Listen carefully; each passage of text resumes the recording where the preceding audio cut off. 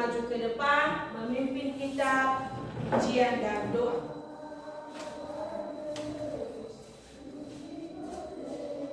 Baik teman-teman, sebelum kita berdoa, mari kita bernyanyi segala puji syukur.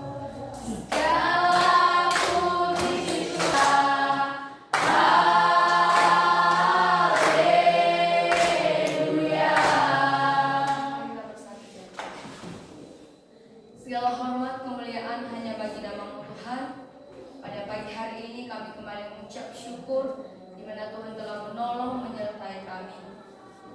Tuhan Yesus, kami sadar itu semua bukan karena kuat hebat kami, melainkan kasih setiamu yang terus tercurahkan dalam kehidupan kami pribadi lepas pribadi. Bapak yang baik, pada saat ini sebentar lagi kami akan memulaikan proses pembelajaran kami, karena Tuhan yang menyertai kami, sehingga dari awal, pertengahan hingga kami akhiri, kami percaya bahwa Tuhan selalu ada di tengah-tengah kami. Terpuji termuliakan nama Tuhan, kekal sampai selama-lamanya. Amin. Terima kasih. Ibu absen dulu ya. Ya. Alfred Kusalawa. Ibu. Agnes Nisalaya. Agnes Lililaya. Anugrah Gai. Astriani Nuru. Hadir semua ya?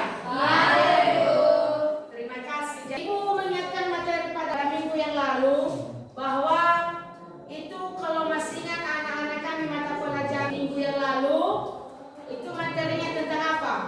Tuhan berdoa kehidupan keluargaku.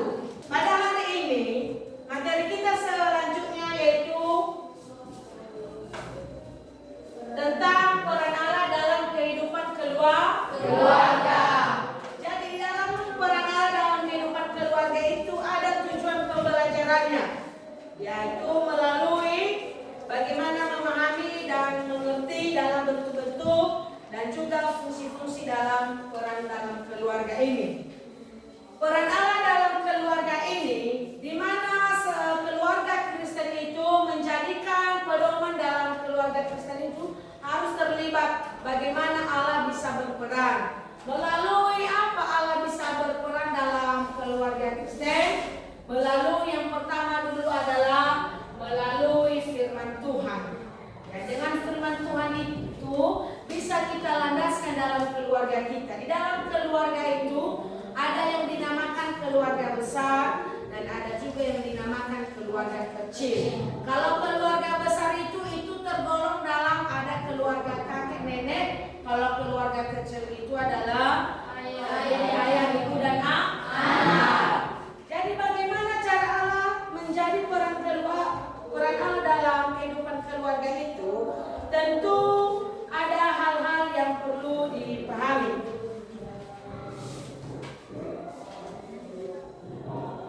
Di mana Tuhan merencanakan terbentuknya sebuah keluarga itu karena Tuhan sudah menciptakan manusia.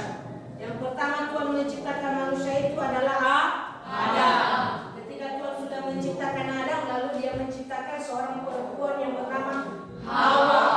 Jadi Adam sama dengan laki-laki, kaum laki-laki ya. Kalau Hawa itu perempuan.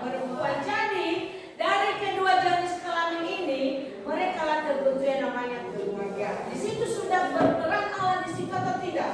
Sudah. Karena Dia sudah menciptakan manusia. Kita diciptakan Allah ini, manusia diciptakan ini karena Allah menciptakannya sungguh amat baik, berbeda dengan ciptaan yang lain. Ya, jadi anak-anak kami perlu memahami bahwa ciptaan kita ini sebagai manusia adalah perlu kalian memahami bahwa itu adalah ciptaan yang sungguh mulia, di mana manusia punya akal, di mana manusia bisa membedakan mana yang baik dan mana yang buruk. Kemudian ada fungsi-fungsi keluarga. Ya, di dalam keluarga itu perlu juga ada fungsi-fungsi keluarga dalam kehidupan keluarga Kristen. Yang pertama fungsi biologis. Ini fungsi biologis ini yang sebenarnya bersifat ini adalah tentang makanan, memenuhi kebutuhan gizi sehari-hari. Ya, ini juga tergantung dalam kehidupan keluarga ini. Bagaimana kita bisa kuat kalau kebutuhan kita di rumah sangat minim, sangat rendah. Jadi perlu juga ya dalam keluarga itu kita memerlukan yang namanya adalah kebutuhan. Kemudian fungsi sosialisasi, bagaimana sosialisasi berhubungan ayah dengan ibu, ibu dengan ayah, dan orang tua kepada anak, dan anak kepada orang tua. Sosialisasi itu tujuannya membentuk kepribadian anak. Jadi keluarga Kristen itu di rumah, kita juga adalah keluarga Kristen. Ya, fungsi keluarga di rumah itu, orang tua kita di rumah itu adalah membentuk karakter kita, membentuk kepribadian anak-anak kami. Ya, itu tanggung jawab orang tua. Selaku orang tua di rumah punya tanggung jawab untuk membentuk kepribadian anaknya di rumah. Kemudian fungsi afeksi. Ini fungsi afeksi ini berhubungan dengan pembentukan juga, ini adalah dengan memberikan kasih sayang. Orang tua di rumah sudah memberikan kasih sayang kepada kalian? Sudah. Memberikan perhatian khusus. Ya, ini juga perlu kasih sayang kepada keluarga ini. Semuanya itu adalah saling ada hubungannya kasih sayang ini, baik juga anak kepada orang tua dan orang tua juga kepada anak. Anak membutuhkan kasih sayang. Kalian di rumah butuh kasih sayang orang tua tidak? Butuh. Kalian di rumah juga butuh kasih sayang terakhir dari kalian? Butuh. Berarti saling membutuhkan. Kemudian adalah fungsi rekreatif. Ini dengan tujuan mencari hiburan. Jadi dalam peran Allah dalam kehidupan keluarga itu kita sudah memahaminya dan mengertinya, sehingga kita tidak perlu mengalami keraguan bahwa di dalam keluarga kami di rumah tidak ada peran Allah. Anak-anak kami tidak boleh menyatakan hal itu, karena pada mata pelajaran pendidikan agama Kristen ini sudah kita pelajari bagaimana peran Allah dalam kehidupan keluarga. Kemudian ada juga selain fungsi menurut iman Kristen, keluarga juga dipaparkan dalam Alkitab adalah sebagai teman sekerja Allah. Kenapa dikatakan sebagai teman sekerja Allah? Maksudnya di situ adalah Allah juga kita bisa menjadikan teman dalam kehidupan kita. Maksudnya di situ adalah segala sesuatu yang sedang kita gumuli, segala sesuatu yang ada dalam beban pikiran kita, mulai kita menjadikan Allah sebagai teman kita, dalam arti kita luangkan apa yang menjadi beban, melalui apa kita meluangkan itu semua adalah melalui komunikasi dengan Allah. Komunikasi dengan Allah itu melalui apa? Melalui doa. Ya, ketika kita sudah berbicara itu kepada Tuhan, sama artinya kalau kita itu lagi berdoa kepada Tuhan, sama artinya kita sedang berbicara kepada Tuhan. Ya, anak-anak kami itu perlu mengetahui bahwa ketika anak-anak kami sudah berdoa, meminta sesuatu kepada Tuhan yang kalian minta itu, sama artinya kalian itu sedang berbicara kepada Tuhan. Alangkah baiknya sebelum kalian minta sesuatu kepada Tuhan bernyanyi. Bernyanyi tujuannya di sini adalah memuliakan namanya, yang memuji namanya, membesarkan namanya. Ketika kita sudah memuliakan namanya, baru kita meminta kepada Tuhan melalui apa tadi? Melalui doa. Kemudian dia adalah dalam keluarga juga adalah sebagai pendidik utama dan pertama. Ini ada dalam Ulangan pasal 6 ayat 4 sampai 9. Di situ diceritakan dalam firman Tuhan ini di mana orang tua mengajar anaknya berulang-ulang. Ya. Berulang-ulang ini tidak pernah henti, baik ketika duduk, baik ketika tidur, baik ketika sedang berjalan. Itu tugas orang tua di rumah. Mungkin orang tua kalian di rumah ketika kalian diajak ke kebun sambil berjalan, sambil bekerja, orang tua lagi berbicara dengan tujuan menasihati kalian. Itu artinya juga orang tua itu bertanggung jawab. Dia sudah melakukan salah satu perintah Tuhan di dalam keluarga. Kemarin ibu telah memberikan diskusi sama kalian. Ya, hari ini RKPD-nya ibu bagikan dan mohon untuk dikerjakan. Diskusi kelompok ini ibu berikan waktu sebanyak 10 menit. Dipersilakan.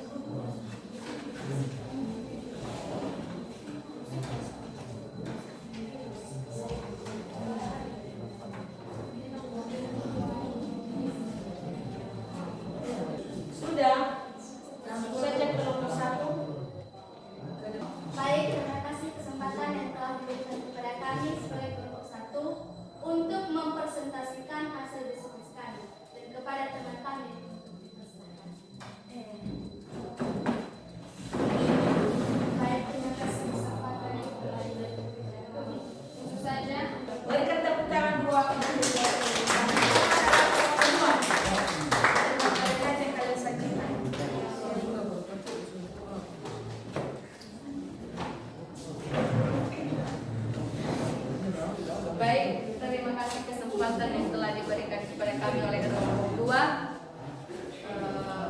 untuk menyajikan hasil diskusi kami kepada teman kami Lisani. Kami persilakan. Baik, terima kasih kepada yang telah diberikan kepada saya untuk menyajikan hasil diskusi kami, dan langsung saja sebagai tugas atau yang diberikan Ibu kemarin dengan di LKPD, yaitu apa yang dimaksud dengan bersatu dengan istrinya. Yang dimaksud dengan bersatu dengan istrinya ini adalah tertuju kepada laki-laki, di mana kalau seorang laki-laki atau seorang anak laki-laki tumbuh besar, tentunya harus berpisah dengan keluarga kecilnya dan mulai membentuk keluarga dengan keluarga barunya, yaitu menyatu dengan istrinya.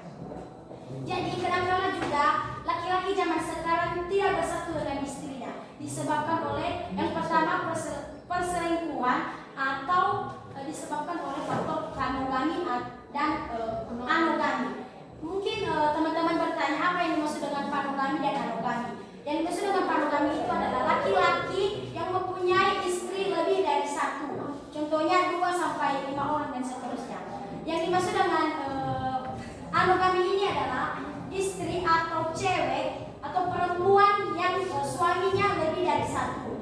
Contohnya 1 orang, 2 orang atau lebih dari sekian. Dan terima kasih. Jika ada pertanyaan kepada teman-teman, boleh silakan. Saya ada pertanyaan. Sesuai dijelaskan tadi bahwa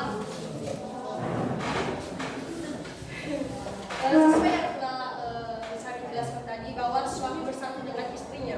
Saya mau bertanya, kenapa kebanyakan suami berselingkuh atau bercerai kepada istrinya? Apa penyebabnya dan jelaskan? Saja. Jadi penyebab dari laki-laki dapat bercerai dengan istrinya dipengaruhi dengan faktor yang pertama, faktor ekonomi. Yang dimaksud dengan faktor ekonomi adalah kekurangan penghasilan dalam keluarga. Yang kedua, dipengaruhi dengan faktor modernisasi atau faktor zaman sekarang, seperti tergiur dengan handphone atau tergiur dengan permainan game atau dan lain-lain sebagainya. Sekian saja diskusi. Mari kita berikan dulu tepuk tangan. Selesai dan tolong kursinya, mejanya, tempat duduknya seperti semua. Ibu akan memberikan kesimpulan pada hasil diskusi tadi. Kenapa laki-laki itu selalu melarikan diri di rumah sehingga dia tidak setia kepada istrinya? Salah satu penyebabnya dulu Ibu berikan pemahaman karena itu adalah faktor ekonomi. Jadi itu saja dulu pertemuan kita pada mata pelajaran hari ini. Tutupnya